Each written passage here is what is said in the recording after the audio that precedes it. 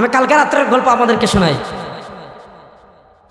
বিএনপির একদম শীর্ষ নেতৃবৃন্দের একজন পিসাব চরমনাইকে ফোন করেছেন। কি জন্য ফোন করেছেন? যে হুজুর একটু বসা দরকার। হুজুর কি বলেছেন? হুজুরের জবাবটা আমি শোনাচ্ছি যে ভাই, আপনি তো একজন প্রাজ্ঞ রাজনীতিবিদ, আপনার আগে রাষ্ট্রও চালিয়েছেন, আপনাদেরকে বোঝানোর কথা না আমাদের কোন মিশন, আমাদের কোন ভীষণ, এটা তো আপনারা বুঝতেই পারছেন। সুতরাং আপনাদের মিশনের সাথে আমাদের মিশন মিলবে না।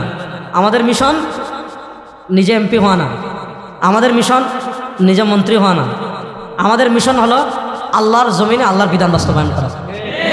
সুতরাং আপনাদের মিশনের সাথে আমাদের মিশন মিলবে না।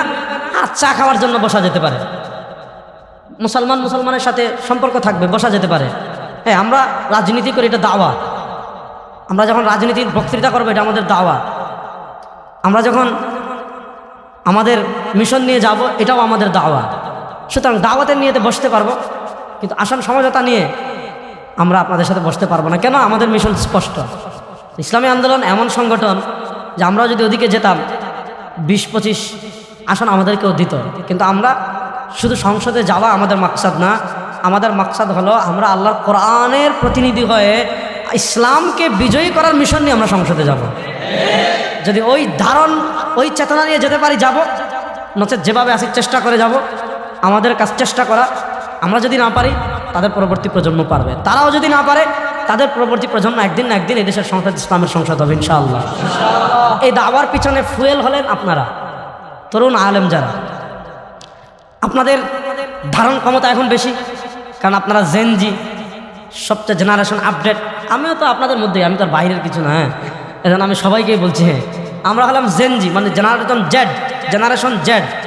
আমরা হলাম সবচেয়ে আপডেট ভার্সন, মানে আমাদের পরে আর কোনো ভার্সন নাই। এই জেনজি, আপনারা যারা জেনজি আছেন, আপনাদের কর্তব্য কি? আমাদের এই যে মিশন, আমাদের এই যে ভিশন, যে আমরা ইসলামকে উম্মাহ কনসেপ্টকে ধারণ করে, দেখেন আমরা যখন মাসলাকের প্রতিনিধিত্ব করব তখন আমরা দেওবন্দি, আমরা যখন আকীদার প্রতিনিধিত্ব করব তখন আমরা আহলুস সুন্নাহ ওয়াল জামাত। কিন্তু আমরা যখন ইসলামের বহির্ভূত কোনো আদর্শের মোকাবেলা করব, সেটা সেকুলারিজম হতে পারে, সেটা ডেমোক্রেসি হতে পারে, সেটা ন্যাশনালিজম হতে পারে, সেটা মানবরচিত তন্ত্রমন্ত্র হতে পারে, সেটা তাগুত হতে পারে, সেটা গায়রুল্লাহর কোনো অনুসারী হতে পারে, গায়রুল্লাহর বিধান মানা কোনো অনুসারী হতে পারে। যখন আমরা তাদের মোকাবেলা করব তখন আমরা প্রতিনিধি হব উম্মার। তখন আমাদের চেতনা হবে আমরা যারা তাওহীদ এবং রিসালাতে বিশ্বাসী, আমরা সবাই ওয়ান উম্মাহ, আমরা সবাই এক উম্মাহ। আজকের এই আলোচনা সভা ও নবীন আলেম সংবর্ধনা অনুষ্ঠানে সকাল থেকে শুরু হয়েছে, দিনব্যাপী চলবে। আমি যেহেতু অনেক দূরে যাব, এজন্য আগেভাগে চলে আসছি।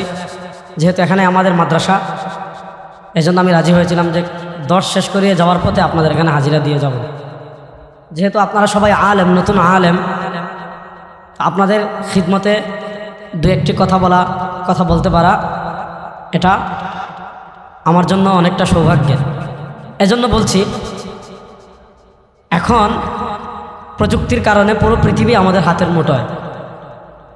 বর্তমান সময়ে আমাদের এগিয়ে যেতে হলে, আমাদের স্কিলকে এগিয়ে নিয়ে যেতে হলে যোগ্যতার কোনো বিকল্প নাই। একটা সময় ছিল আপনি বড় আবায়া পড়লে, বড় পাগড়ি পড়লে, হ্যাঁ গরমকালে আপনি আবায়া পড়ছেন, আবায়ের উপর আবার কোটি পড়ছেন, পাগড়িয়ে পড়ছেন, পাগড়ির উপর আবার রুমালও দিয়েছেন। একটা সময় ছিল গরমকালে আপনি এমন পোশাক পরছেন যে আপনি ঘেমে গোসল করে ফেলছেন, মানুষ মনে করতো মাশাআল্লাহ উনি অনেক বড় আল্লাহর ওলি। আবার শীতকালে আপনি পাতলা পোশাক পরিধান করেছেন, এটা মানুষ মনে করতো যে উনি আল্লাহর ওলি। এখন মানুষ সচেতন, প্রযুক্তির কারণে মানুষ বুঝে, আর এই যুগটা হলো কাজের যুগ। অর্থাৎ আপনি যতটুকু যোগ্যতা নিয়ে এগিয়ে যাবেন, আপনি যতটুকু যোগ্যতাকে ধারণ করে এগিয়ে যাবেন, আপনি ততটুকু মূল্যায়িত হবেন, ততটুকু স্পেস পাবেন, ততটুকু কাজ করতে পারবেন। এজন্য আমরা যে লাইনে অগ্রসর হচ্ছি সেটা হলো দিন হেফাজতের রাস্তা।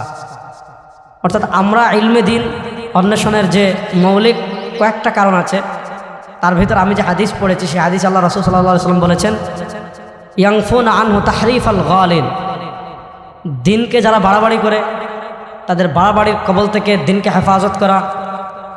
ওয়াংতিহাল আল মুবতিলিন, বাতিলপন্থীদের অপপ্রচার থেকে দিনকে হেফাজত করা।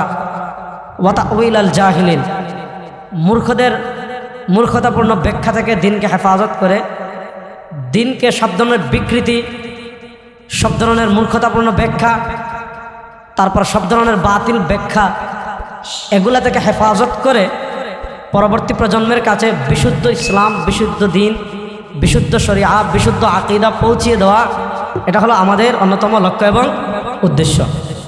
এবার আসুন পরের কথায়। আমরা মনে করি দিন বিকৃতি যারা বাতিল ফিরকা তারা করে, হ্যাঁ তারা করে অবশ্যই।